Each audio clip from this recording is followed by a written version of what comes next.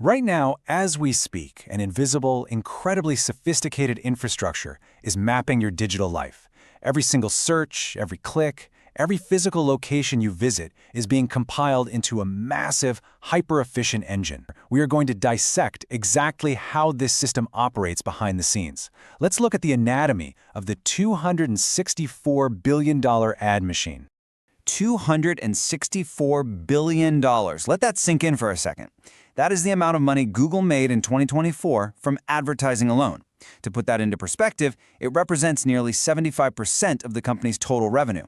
And the fuel for this massive financial engine, well, it's your data. We're talking your location, your search history, your music preferences, and potentially even your sensitive health information.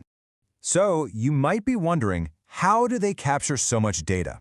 We really just have to look at web browser market share to find the answer. Google Chrome holds a staggering 67.9% of the global market. The next closest competitor? Apple's Safari, sitting way back at just over 16%. It's a brilliant illustration of the sheer, unavoidable scale of this data collection infrastructure.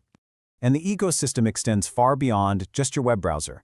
We're talking about 1.8 billion Gmail users, 2 billion monthly Maps users, 122 million daily active YouTube users, and a near 90% share of the entire search market. Oh, and if you add Android's 71% global operating system market share to the mix, yeah, escaping this ecosystem becomes almost impossible for the average internet user. Okay, let's peel back the curtain and dive into this architecture, starting with Layer 1, active versus passive data collection. The difference in what's actually being extracted from your devices is pretty stark.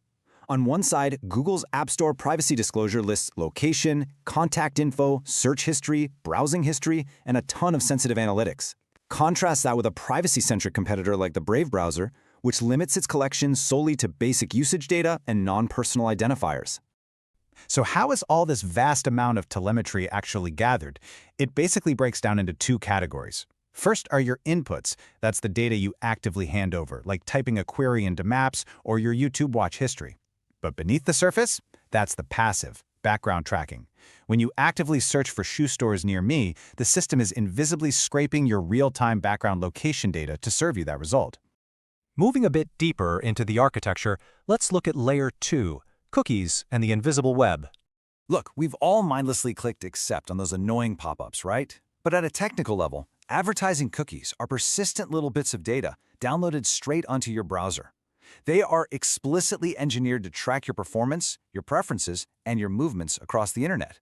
And because Google is literally the largest advertising company in the world, its trackers are omnipresent. You don't even need to be using Chrome to quietly download them as you browse around. The evolution of this tracking tech reveals a lot. Google launched its ad business way back in 2000. Recently, you might have heard they plan to kill third-party cookies in Chrome to protect your privacy. But actually, scratch that. By the end of 2024, they completely reversed that decision, keeping them very much alive. Simultaneously, in early 2025, they quietly updated their policies to explore new tracking avenues, specifically opening the door to fingerprinting. Which brings us right to Layer 3, the more advanced and invasive tracking technologies being deployed today, next-gen device fingerprinting. So, while a cookie tracks your internet behavior, device fingerprinting actually profiles the physical machine you are holding in your hand. By combining an array of hardware and software characteristics, the system creates a highly accurate, totally unique identification profile that points directly to you, the primary user of that specific device.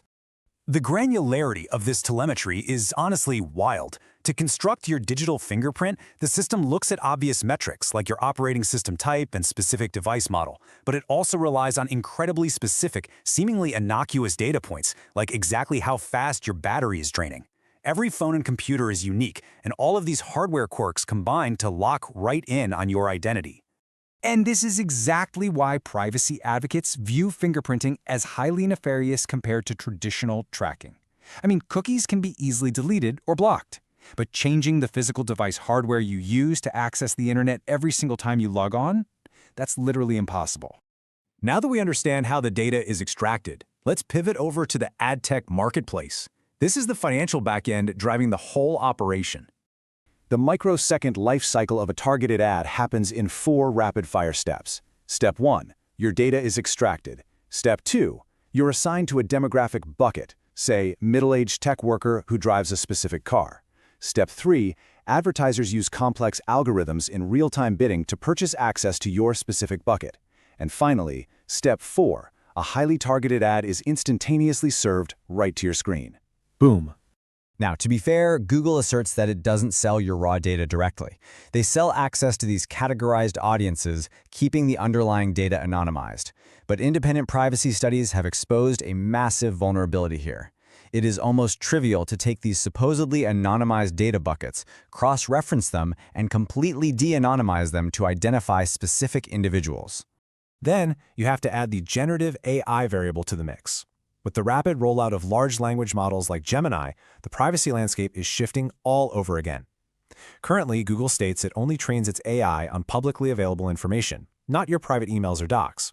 However, and this is a big however, there is no federal U.S. law preventing them from changing those internal policies tomorrow and utilizing this massive wealth of sensitive future telemetry however they see fit. Of course, a data vacuum of this magnitude isn't operating without some serious friction. Google has faced severe legal vulnerabilities and past actions. We're talking lawsuits from states like D.C. for deceiving consumers about location tracking. They face class action suits regarding the extraction of sensitive health information and significant privacy settlements over facial recognition data collected through Google Photos. So, with all of this passive and active tracking working around the clock, what can a user actually do? Let's move to mitigation, reclaiming your digital privacy. First, we need a quick reality check. Back in 2019, during the Gizmodo test, journalists attempted to completely block access to all Google servers. And what happened? They found that core internet infrastructure simply broke down. Popular, non-Google apps like Uber and Spotify just ceased to function properly. Total avoidance? It's incredibly difficult. But listen, you are definitely not powerless here. If you want an actionable defense checklist, here's how to limit your exposure. First, consider switching from Chrome to a privacy-focused alternative like the Brave browser. Second, where possible, avoid relying entirely on branded apps like Maps and Gmail. And third, really dig into your account settings. Proactively disable personalized ads, pause your location history, and regularly delete your search and browsing data. If you stop feeding the machine, your profile quickly becomes irrelevant to advertisers. Ultimately, understanding this $264 billion ecosystem boils down to a classic tech industry adage. If a product is free, that probably means you're the product. The tools we use every single day feel free, but they are very much paid for by the relentless extraction of our digital behaviors. Which leaves us with one final, pretty provocative question to chew on as you navigate the invisible web today. Just how much of your digital fingerprint are you truly willing to share?